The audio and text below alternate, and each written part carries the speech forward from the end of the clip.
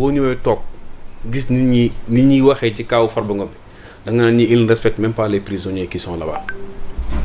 yaa Moussa est-ce que xam nga chambre 9. chambre 10 des fois dañuy mat 200 ci biir chambre bi. benn toilette moo fa am. mën nga rang su boobu ngoon jot pour bëgg a dem toilette doo dem. am na ñoo xam ne seen xaalis bi ñu leen di dugalal wala seen lekk yi ñu leen di dugalal ci la ñuy fay da ngay xëy rang ñu fay la pour ñoom ñu mën a dem toilette parce que dafay compliqué. chambre 9 chambre 10 secteur boobu ñu fa xam ñëpp ñu fa dem ñëpp xam nañ ko.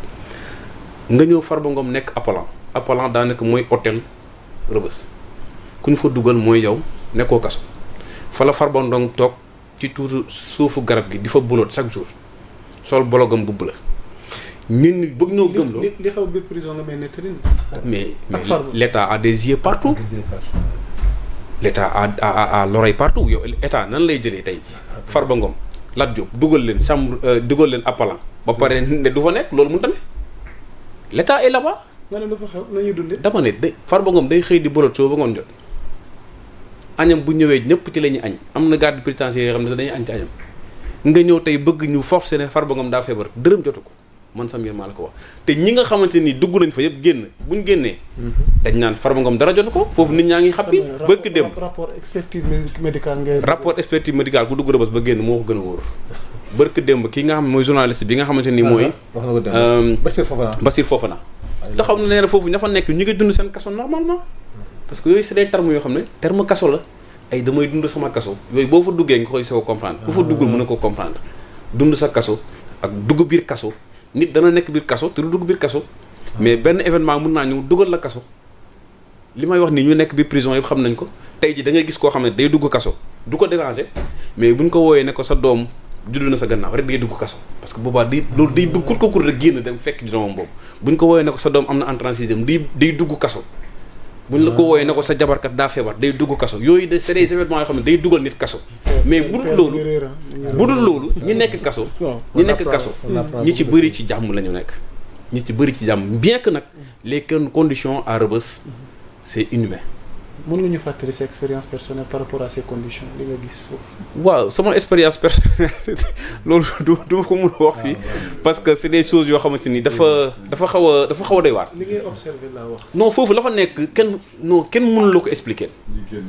la fa nekk kenn mënu la ko expliquer moi je pense que ne la politique carcérale dañ ko war a xoolaat. parce que Rebeuss man def naa daara def naa armée mais li ma dund Rebeuss dund ma ko daara dund ma ko armée. Rebeuss moo gën a métti ci àdduna Guantanamo Rebeuss moo ko gën a métti parce que les conditions lekk bi situation bi da ngay gis ni ko xamante ni day bëgg a dem douche du mën dem douche tëdd bi paquetage imaginez chambre bi fii nu mu toll nii ñu def fi 100 personnes 70 yëpp dañ leen di paqueté ci benn bassin ngay tëdd ay ponkal ñooy ñëw tëral bés ba nga naju ñu dugal keneen bés ci sa kaw donc ñoom dañuy bàyyi après ku nekk mën a am benn portion pour mën a tëdd loolu mooy paquetage te loolu prisonniers yi ñu ngi koy dund am na ñoo xam ne amuñ mbokk bu leen indil añ ci añu jakan bi la ñuy lekk Farba Ngom nekk dans des situations extraordinaires nekk ci jàmmam ak salaamam ba pare ñu bëgg koo jël def ko kaa. mooy Appalan quoi. Appalan foofu ñi xam dem Rebeuss yi xam nañ ko mooy hôtel 5 étoiles bu Rebeuss foofu ku fa dugg nekkoo kaso donc man jàpp naa ni lii.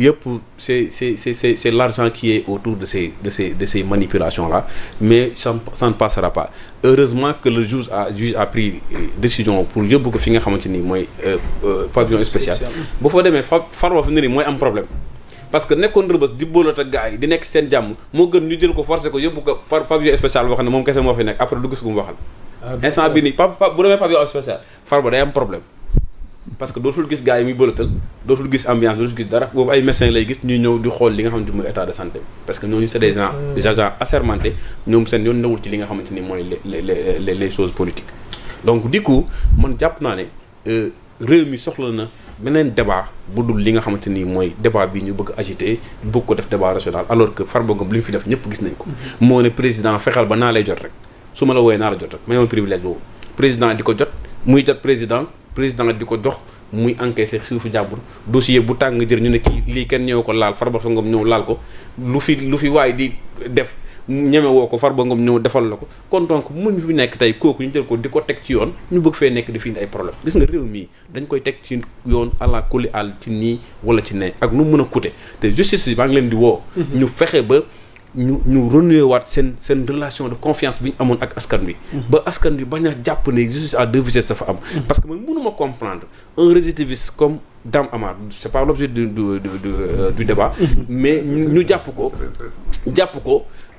ak ci temps Covid bi ak drogue dure ñu may ko sursis ba nit génn ci àdduna ñu may ko sursis mu ñëwaat ñu jàppaat ko sur les mêmes choses mu bëgg a corrompre li nga xamante ni mooy les agents qui étaient là-bas à hauteur de 2 millions parce que rapport yi ñoo ko wax ñoo agents yooyu bañ ñëw nga bàyyi ko def ko 1 mois mais est-ce que yow doo poser agent de police boobu noonu bu ëllëgee bu dajee ci situation boobu bu ko nit ko corrompre mu jël ko yàqu réew mi donc loolu man jàpp naa ne justice mooy l'équilibre et l'équilibre doit être respecté par tout le monde y compris les magistrats donc les magistrats ñun Sénégal askanu Sénégal ñu ngi leen di ñaan ngeen doxal yoon bu Samuel defee lu dul yoon teg leen ko ci yoon ba àdduna yëpp xam ne Samuel defut yoon bu Yaa Moussa defee lu dul yoon teg leen ko ci yoon ba ñëpp xam ne Yaa Moussa nekkul ci yoon mais bu Yaa Moussa nekkee ci dëgg wala buñ ko tooñee nañ ko bàyyi ba Sénégal yëpp xam ne Yaa Moussa dañ ko tooñ man jàpp naa ne loolu mooy rôle justice te dañoo war a fexe ba nit ñi am ci ñoom confiance. C'est important alors pour terminer le sujet Farba docteur Babacar Niang seen contentieux yi ngeen amoon j'en parle plus ok y a pas de souci Kuluna yi Sénégal yi kay la ñu bëgg a ñëw ñu xool seen dossier parce que li nga wax ni affaire Kuluna la ko ñu ñëw de récidiviste de drogue on te fait 1 mois tu sors te man xam naa benn xale xamul lu mu yéen woon valise u député bi ñu jàppoon avec les faux billets ok il est toujours en prison Bougazeli kii yéen woon valise ñu jàpp libre moom ba tey li nga il est toujours en prison kii tamit ñëw yor drogue plein clair récidiviste bale nit dee ci sax quelle est la différence entre les uns l'autre son père était un grand homme d'affaires qui est papa maçon la donc boobu moo tax bu ma ne la justice privée voilà mu ngi ramper au Sénégal di s'installer ci laay ñëw ça nous permet mbokk internautes yi donc par ricochet ñu enchaîner ak décryptage bi nga xam ne da nga koy jagleel gouvernement gu yes bi gouvernement acte de Ousmane Sonko ndax am na ay secteurs clés yi nga xamante ni soppite am na ci lu ci mel ni justice moom laay tàmbale ndax ki fa nekkoon di Ousmane Diagne am na ko wuutu mooy soxna Yacine Fall mi yoroon ministère des affaires étrangères ak intégration africaine tey lan mooy ses attentes ci département justice bi ak gouvernement acte 2 bu Sonko bi. man léegi ay di bañ te xam ne justice man je suis j'ai fait de la réparation juridique de dommage corporel ay magistrats ñoo ñu formé mais xam ngeen Dakar les dossiers de tribunal sont réglés à côté du centre culturel français. non non comme c'est-à-dire.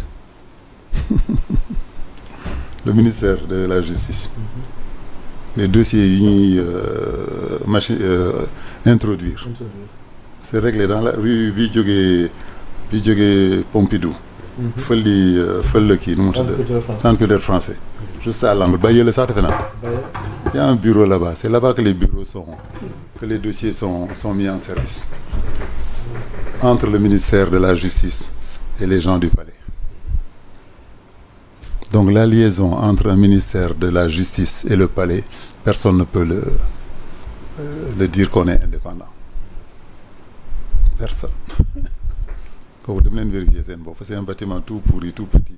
Les dossiers, le ministère quand il donne des ordres sur des dossiers, c'est là-bas que ça se passe.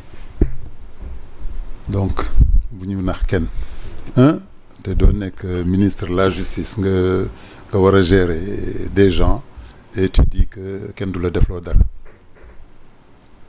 et tu oublies pas aussi que tu es là pour juger pour le peuple. Le peuple a élu des gens, les gens ont leur ministère de la justice qui les représente. Donc si tu veux travailler pour le peuple, tu dois travailler avec ton ministère. Donc Bi Diagne di wax ne personne ne pourra lui faire bouger. Bon, en fin de compte, il a bougé. Parce que quand même la pression sociale de la justice qui est faite au nom du peuple, ça on peut pas le renier. Donc ce débat boobu la ñu war a jëkk a commencer xam ne que c'est un juge qui ne peut pas se mettre, un président, un ministre de la justice qui ne veut pas se mettre au service d'un gouvernement mis en place par l'État, par le pays, il va contre le mur. Je crois que c'est ce qu'on a vu. Et quand les gens blessés, les manifestations ont vu que la justice n'avançait pas. Quand aujourd'hui, je vous dis attention, on est en train de nous détourner de l'actualité sérieuse. La reddition des comptes, il ne faut pas qu'on recule. Il y aura des, comment on y les blessés de la reddition.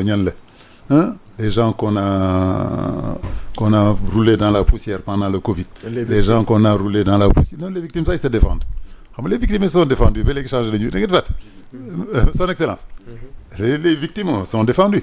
La preuve, on a changé le ministère des juges. Maintenant, quand nous bougeons, on aussi qu'il y a quelque chose de grave qui se passe.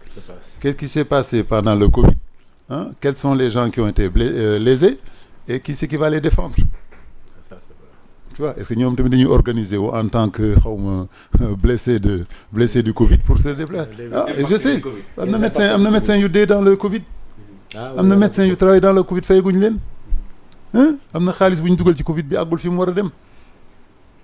Tout ça, c'est des trucs. Donc, Covid, déjà, moi, c'est mon domaine. Mais il y a combien de domaines comment ça s'appelle? Les inondations. Il y a des milliards qui sont ñaati kër léegi ñooy yàqu à cause des milliards qu'on n'avait pas mis en place.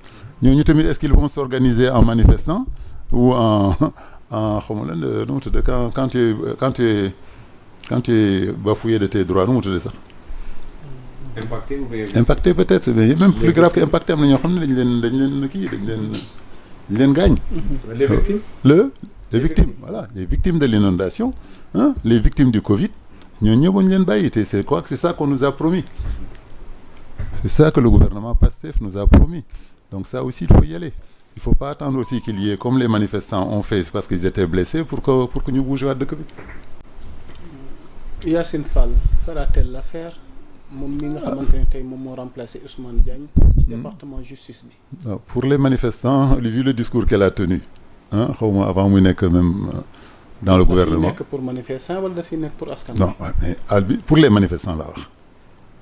J'ai dit pour les manifestants, vu le discours qu'il a tenu, discours boobu teg nañ ko temps yi xaw ma daf ko waxoon avant muy nekk ministre dans le gouvernement.